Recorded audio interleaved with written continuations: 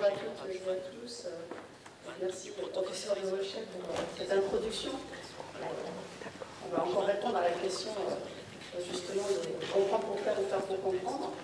Tout d'abord, avant de commencer, je dois avouer que comme d'habitude, quand vous nous invitez, ça demande quand même une certaine réflexion puisque vous nous demandez de parler des imaginaires et avec le visage, puisque on travaille sur le visage depuis que j'en soigne. C'est grâce à vous que d'ailleurs j'explore ce terrain. Je suis très très passionnée dessus.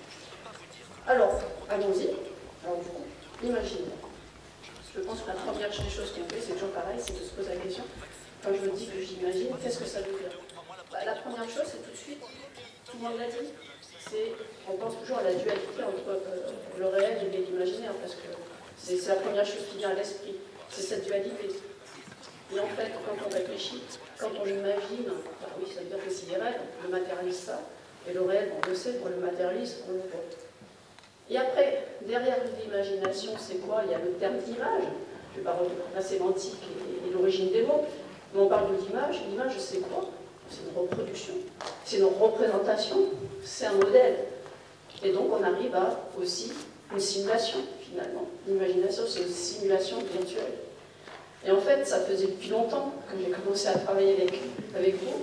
Et en fait, je travaillais dans l'imaginaire, puisque je ne fais que des simulations virtuelles du visage. Et effectivement, pourquoi on fait de la simulation? Ben justement, pour comprendre comment fonctionne la mimique faciale. D'ailleurs, qui peut imaginer ce qui se passe derrière le sourire? Une grimace, une expression, et finalement, derrière le visage. Donc en fait, c'est bien la question que l'on se pose finalement, quels sont les muscles? Alors on devient un peu plus terre à terre. Quels sont les muscles qui sont responsables de ces expressions du visage? Parce qu'on est quand même pour biomécanique, je suis biomécanicienne, je reste quand même un petit peu sur des questions, je dirais, réelles, pour faire. Voilà. Et effectivement, donc si je reviens à ça, donc du coup l'imaginaire, en fait, je ne fais qu'imaginer depuis que je travaille sur le visage, puisque nous faisons que de la simulation. Mais la simulation de quoi? La simulation du réel, bien entendu. La simulation, finalement, permet de comprendre les mouvements du visage, d'imaginer donc des solutions qui sont proches de la réalité, mais qui peuvent aussi dépasser la réalité, puisque je simule. Et donc, je vais proposer des solutions innovantes, puisque là, on peut dire aussi, je dirais, on imagine. Alors, ce matin, on a parlé des technologies. Dans l'imagine, il y a l'idée. L'idée, c'est l'innovation. La scène est partie, et je suis désolée, l'innovation, c'est la rénovation, c'est le changement. Donc on bouge quand même le réel. Voilà, donc en fait, pour moi, tout est lié. À la fin, je vais sortir qu'une seule équation qui va résumer, je pense, tout ce que je vais vous dire. Donc finalement, les simulations, ça nous permet aussi de faire ce qu'on appelle des modèles prédictifs. Donc prédictif, ça veut dire que on modélise le réel, mais pour s'imaginer au-delà du réel. Voilà. Donc on a commencé par Simobi. C'est là qu'on a commencé à regarder sur les simulations du visage. Nous avons commencé à travailler ensemble, justement, avec Stéphanie, sur la modélisation géométrique du muscle, mais à l'intérieur du visage. Là, je pense que vous allez voir des images, pour certains d'entre vous, vous connaissez, mais qu'on ne pouvait pas s'imaginer. Je pense que quand on l'a fait, on a découvert, c'est pas possible, qu'est-ce qu'il fait ce muscle, pourquoi il est comme ça, tordu. Et donc, vous voyez, qu'en cherchant à comprendre la réalité, on est obligé d'imaginer, on est obligé de simuler. Et ensuite, il y a aussi l'aspect géométrique et l'aspect mécanique des lois de comportement, comme disait M. Benlassène ce matin. Voilà, il faut quand même mettre du contenu dans l'imaginaire, du réel dans l'imaginaire. Et donc là, ouais, on a des thèses en parallèle. Alors maintenant, je vais rentrer dans le concret. On a parlé d'images. Allons-y sur des images IRL. Et donc là, on voit bien, il faut chercher les muscles.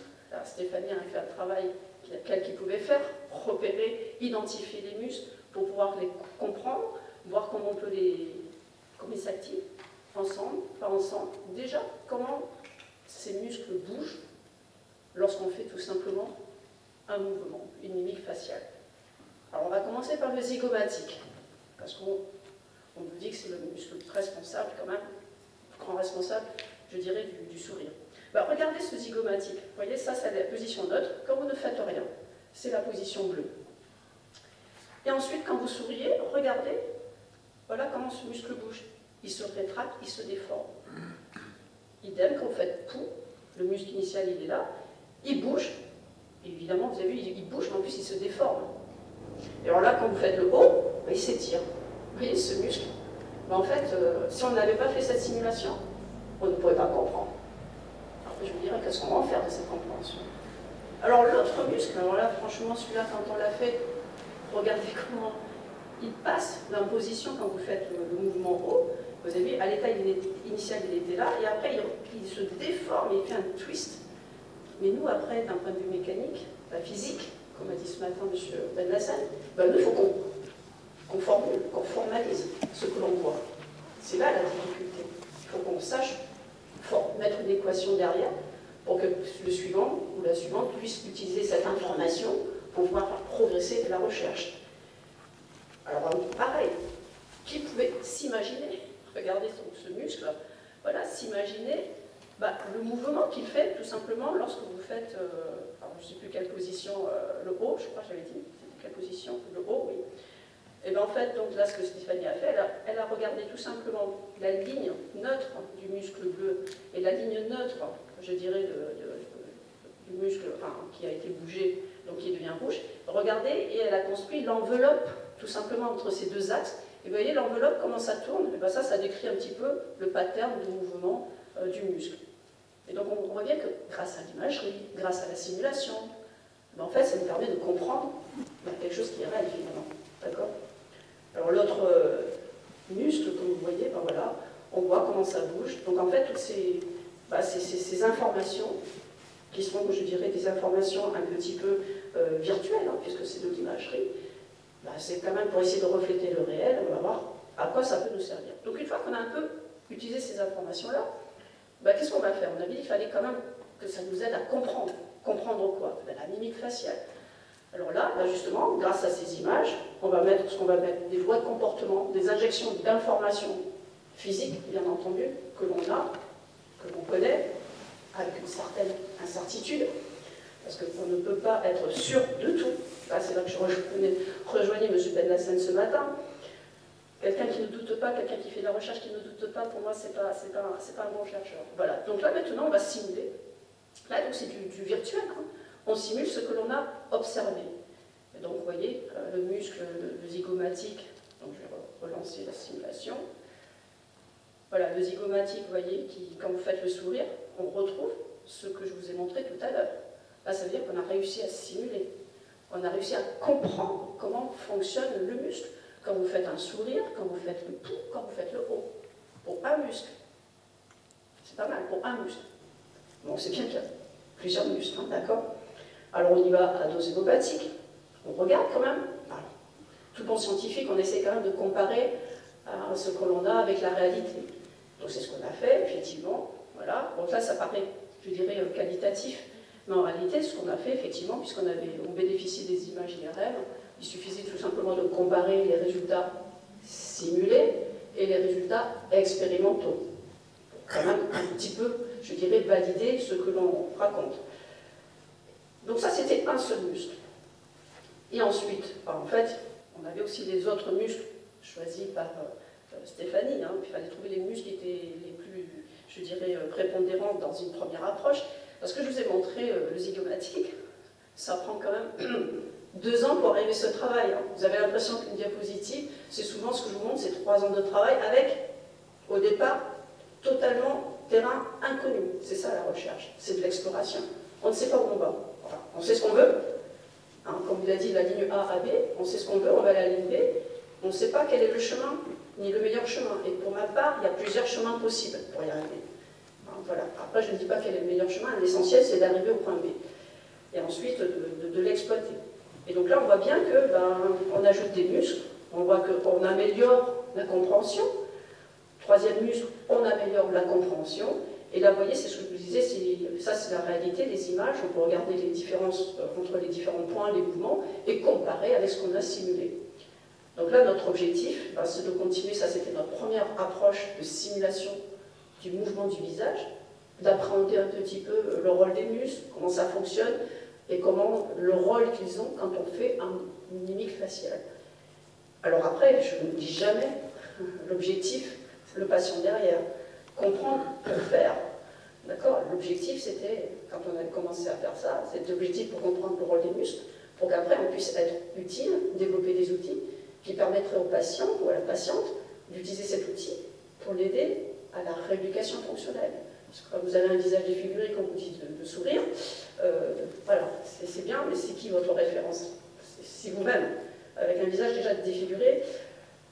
Voilà, c'est là que comprendre pour faire, et là avoir encore de l'imagination, des idées pour innover, pour avoir de nouvelles solutions qui dépassent, vous allez voir de temps en temps, notre imagination et le réel. Donc arrive donc la thèse en parallèle qui s'appelle maintenant Submovie. L'un c'était pour simuler, Submovie, maintenant c'est pour superviser les mouvements du visage.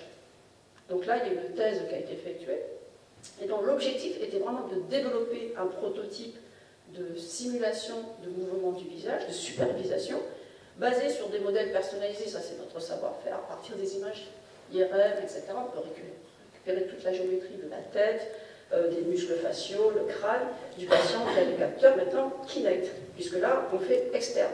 Tout à l'heure je vous ai montré en interne. Et oui, parce qu'après il va falloir matcher ce que l'on voit à l'extérieur et ce qui se passe à l'intérieur. C'est toute la difficulté. Hein, ce qu'on voit à l'extérieur, il faut voir ce qui se passe à l'intérieur, derrière le visage, pour avoir une compréhension complète, mécanique, physique, des mouvements du visage. Donc là, je vais vous faire un... Donc voilà, l'approche a été effectivement de développer, je dirais, donc, un prototype.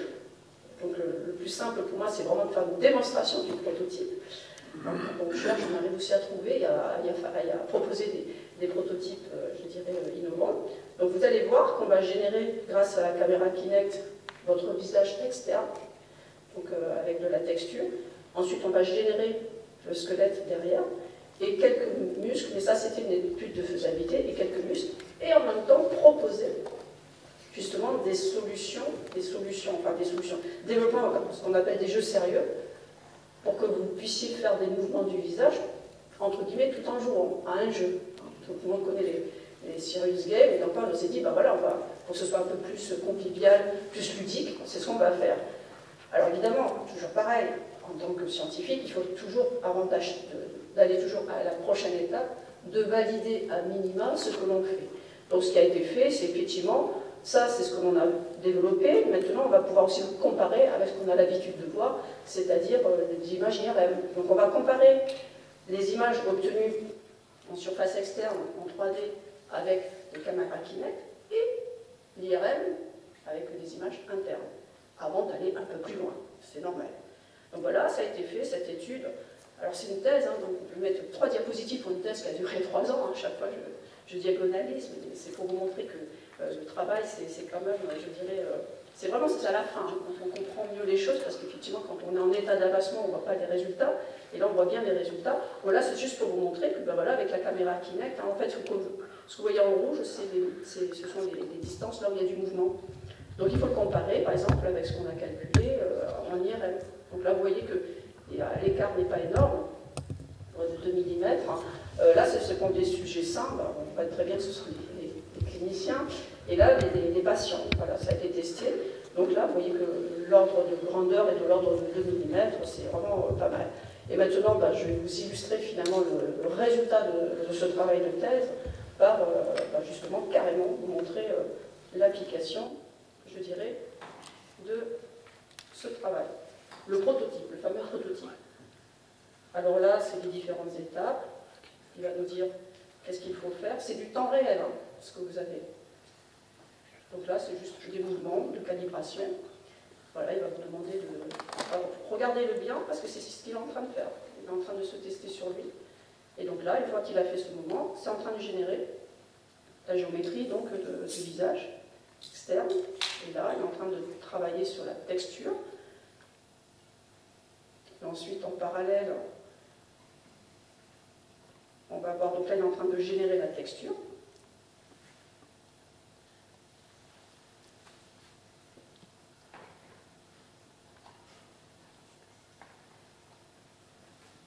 là, vous l'avez. J'espère que je ne vais pas aller trop vite.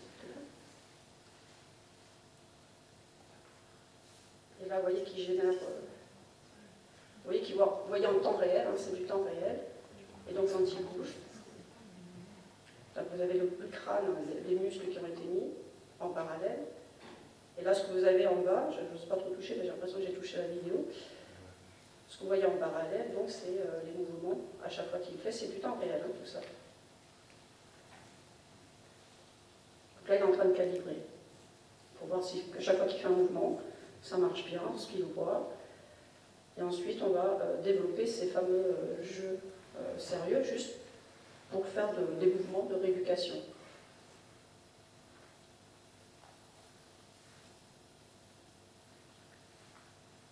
Sur les écrans, je vais montrer petit. Et donc là, maintenant, vous voyez, il va faire le mouvement. Alors, je ne sais plus si c'est le mouvement sourire ou haut. Et donc là, vous voyez qu'en fait, il joue un jeu, et en regardant le jeu, il souffle, et en fait, il fait un mouvement de rééducation du mouvement.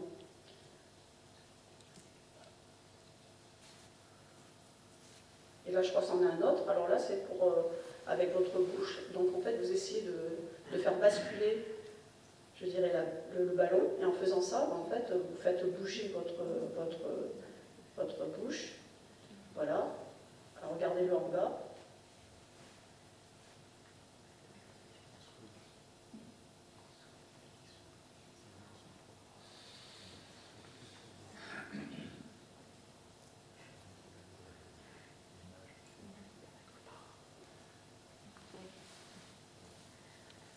Voilà, ça c'était la démonstration donc voilà, du projet de thèse que NIU avait fait.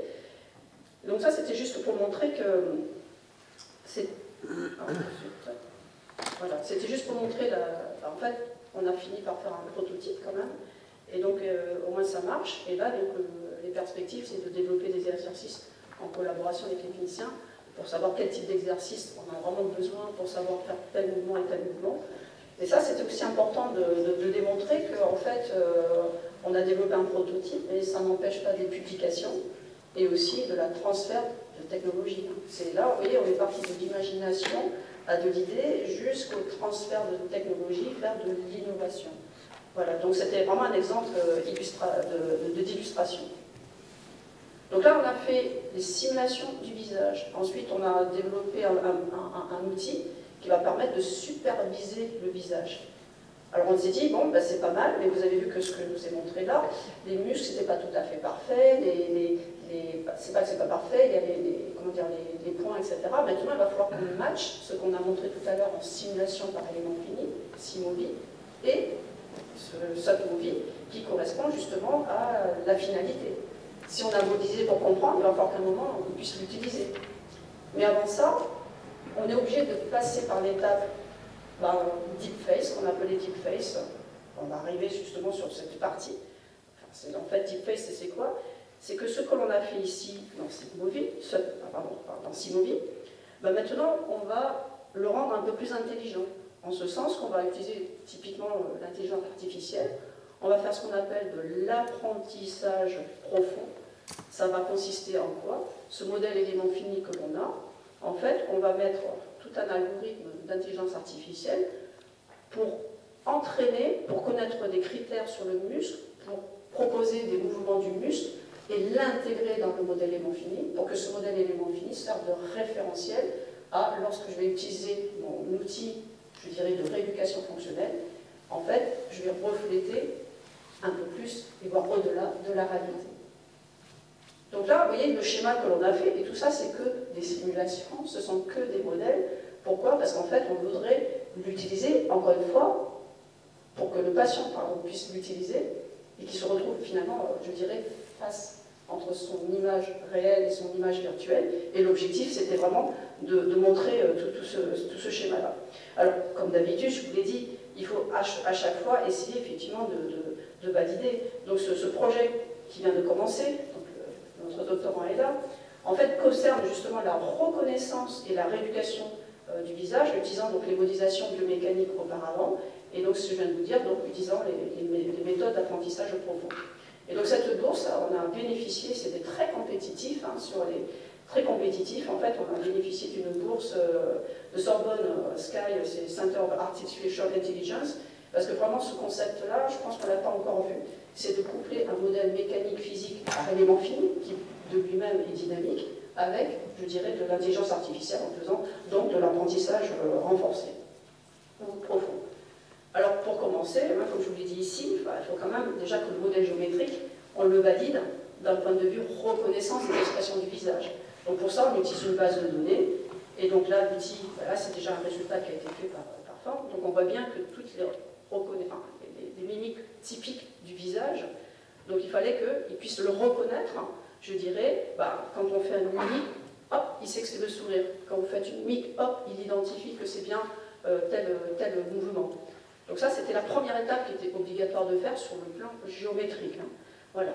Alors vous comprenez bien, c'est la thèse, elle commence, on a commencé par ça, donc je pense qu'il va falloir suivre dans les futures journées scientifiques, vous aurez sans doute un état des lieux de l'avancement de ces travaux. Et donc là, il y a une première publication sur cet aspect-là. Et maintenant, je vais un petit peu arriver à la conclusion, parce qu'on était parti au départ de l'imaginaire, et de l'imaginaire face à face. Ça voulait dire quoi? Alors, imaginaire, je vous l'ai déjà dit, c'est, effectivement, ça nous permet de simuler la mimique faciale avec des prédictions proches du réel, puisqu'on peut modéliser ce que l'on souhaite observer, mais on peut aussi modéliser et prédire au-delà du réel. En fait, au lieu de modéliser ce que je vois, je peux aussi modéliser ce que je souhaiterais voir. C'est ça l'intérêt des prédictions. Les modèles prédictifs, c'est ça. C'est toute leur force. Finalement, la force, c'est la force d'imagination. Plus on a d'imagination, plus on peut projeter le réel encore plus loin dans le futur, finalement. C'est ça l'intérêt. Et donc là, du coup, pourquoi face à face? Parce que là, il n'est pas fini, le projet. Quand il aura fini, on pourrait vraiment matérialiser le face à face. Le face à face, c'est quoi? Ça va être mon visage, défiguré, qui a une pathologie, et j'aurai en face de moi mon visage simulé. Le visage simulé, c'est quoi? C'est tout ce que je viens de vous dire, simuli plus deepface plus intelligence artificielle, c'est tout ça. Ça, quand je vais faire la rééducation fonctionnelle, je vais avoir mon visage qui est simulé, donc je vais être face à face entre l'imaginaire et le réel. Enfin, le réel d'abord et l'imaginaire. L'imaginaire avec beaucoup d'approche. Et en fait, l'approche va être vous. C'est vous qui allez, je dirais, projeter votre propre imagination dans l'imaginaire. Donc au final, depuis le début, on entendait tout le temps la dualité entre l'imaginaire et le réel. Personnellement, pour moi, il n'y a pas de dualité. Ça cohabite dans notre corps nous-mêmes, dans notre esprit nous-mêmes, on le voit bien. Tous les jours, on pense à quelque chose, on imagine quelque chose. Donc on est tout le temps en train de travailler avec le réel et l'imaginaire. Parce que je pense que c'est une cohabitation qui est nécessaire, tout simplement pour vivre. Et donc pour moi, c'est une cohabitation naturelle, et ça fait presque partie de notre ADN. Alors je me dis, mais comment est-ce que je peux résumer tout ça, allez, en une équation que normalement vous devriez connaître. Alors en fait, je rappelle juste, tout le monde a vu les nombres. Quand on est à l'école, on nous apprend les nombres entiers. Les nombres naturels, L, 1, 2, 3, 4, etc. On nous apprend à un moment les décimaux, c'est-à-dire les nombres avec les virgules. Et on nous apprend les nombres réels avec les nombres positifs et négatifs. Alors je ne sais pas si certains d'entre vous, ça dépend de votre cursus, à un moment on vous a appris ce qu'on appelle les nombres complexes. On a complété ces nombres-là par des nombres complexes. Mais c'est quoi un nombre complexe? Je vais vous le dire, c'est tout simplement Z, c'est un nombre complexe, c'est égal à A plus IB. C'est très simple. A plus IB. Et en fait, A, ce sont des réels qui peuvent être positifs ou négatifs. Et I, vous comprenez bien que c'est un nombre imaginaire. Parce que pour avoir un carré négatif, il faut le faire. Donc on a imaginé ce nombre, qu'on appelle le nombre imaginaire, pour créer ce nombre complexe. Donc en fait, la complexité, c'est une somme d'une partie réelle et d'une partie imaginaire.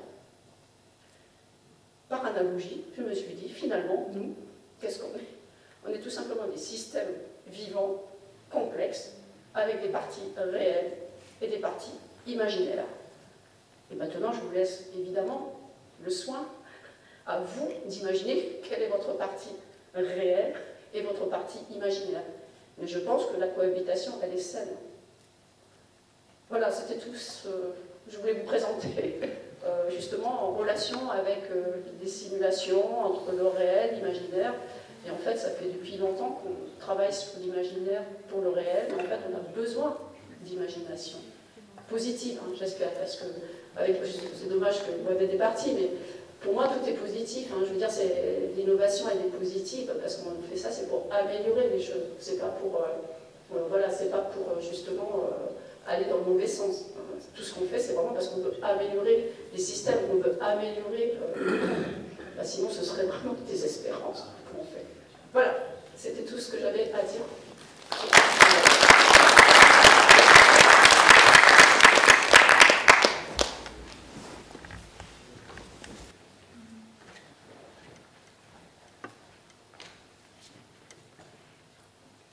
Alors, merci beaucoup, oui.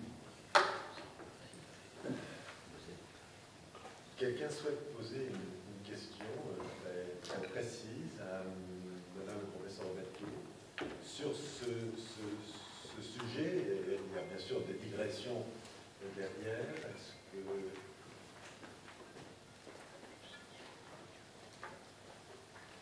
Alors, si je peux me permettre, alors, je voudrais rappeler quelque chose qui a été très fort aussi au sein des travaux que nous avons menés.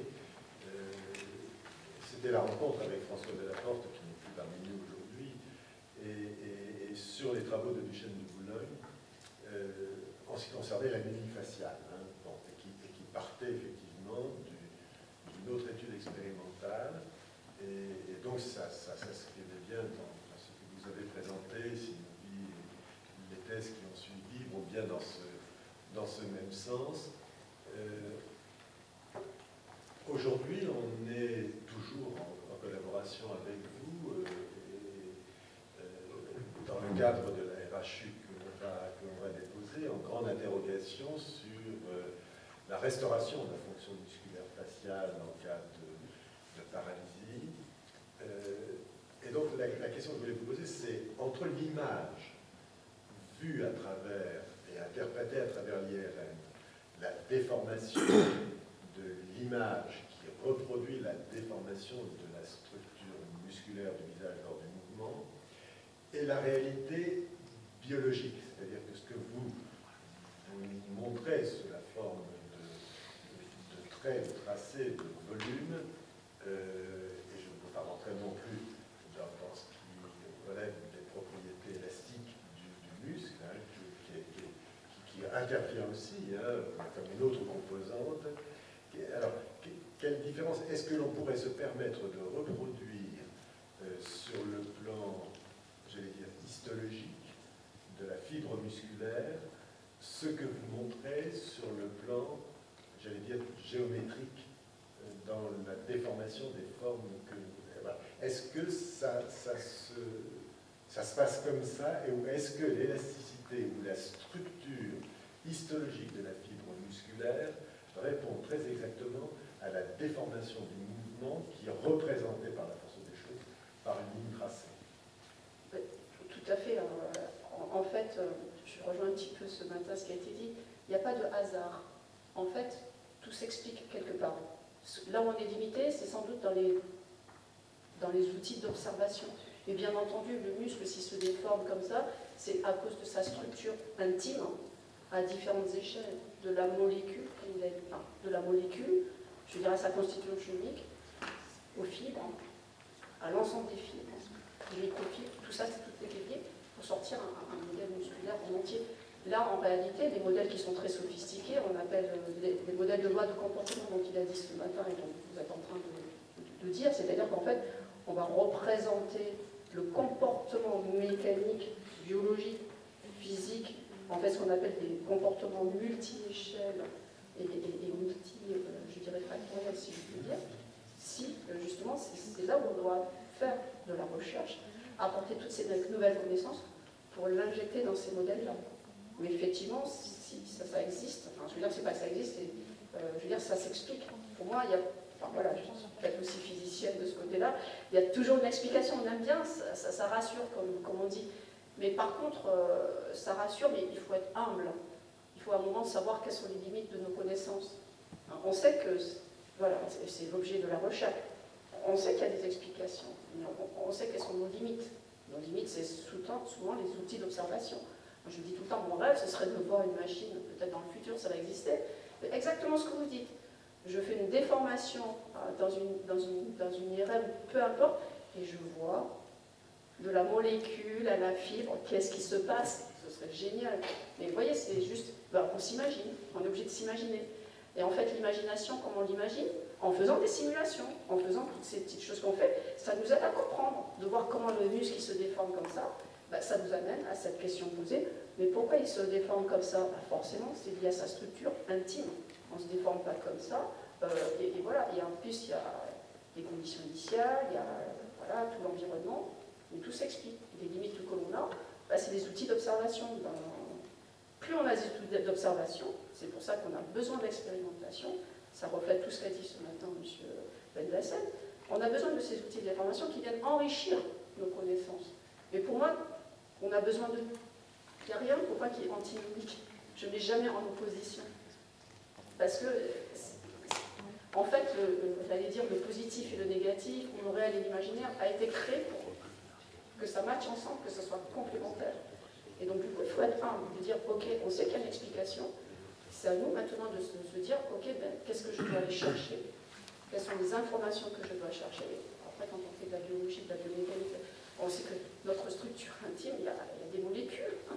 Il y a de la biologie. Le vivant, en fait, c'est vraiment des molécules, de la chimie, et après de la mécanique, parce que tout ça, ça va ensemble. Enfin, c'est multiphysique, c'est multi-échelle, multiphysique.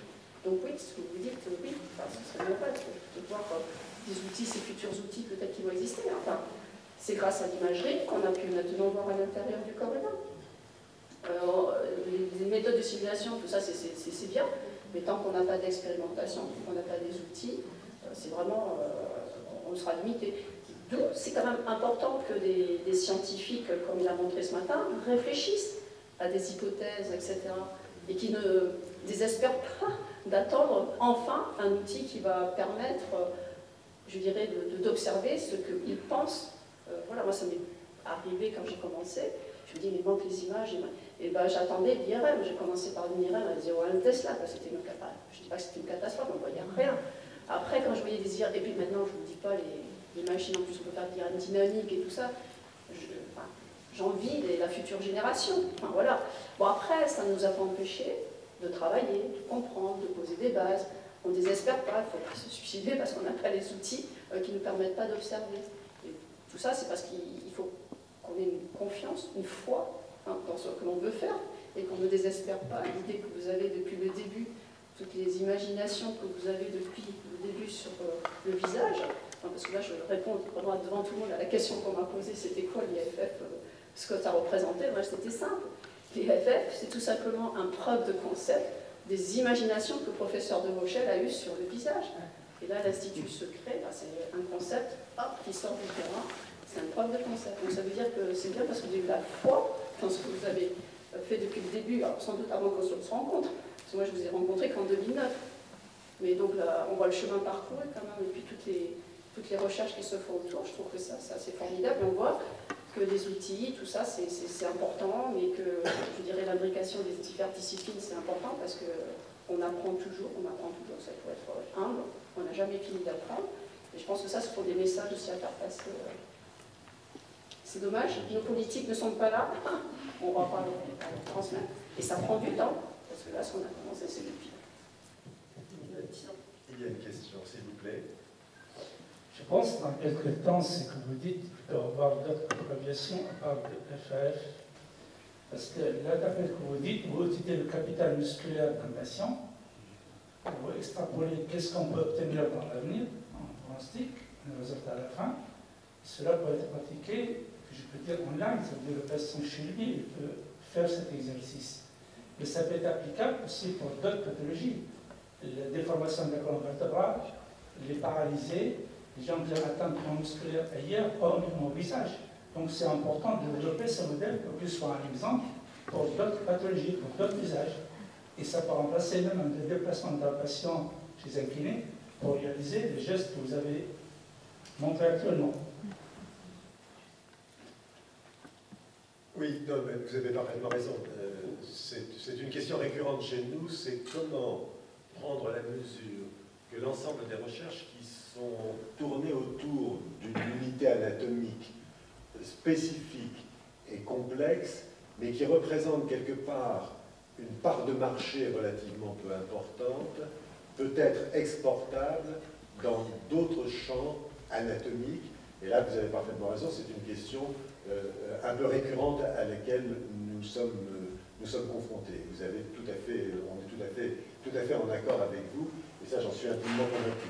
C'est notre culture et notre discipline qui nous amène, bien évidemment, à concentrer effectivement toute notre recherche autour de cette problématique des muscles du visage, qui, en plus de ça, est d'autant plus complexe, car il y a derrière aussi toute une physiologie complexe de fonctionnement intermusculaire, enfin dans la mimique faciale, sur lequel on pourra effectivement revenir.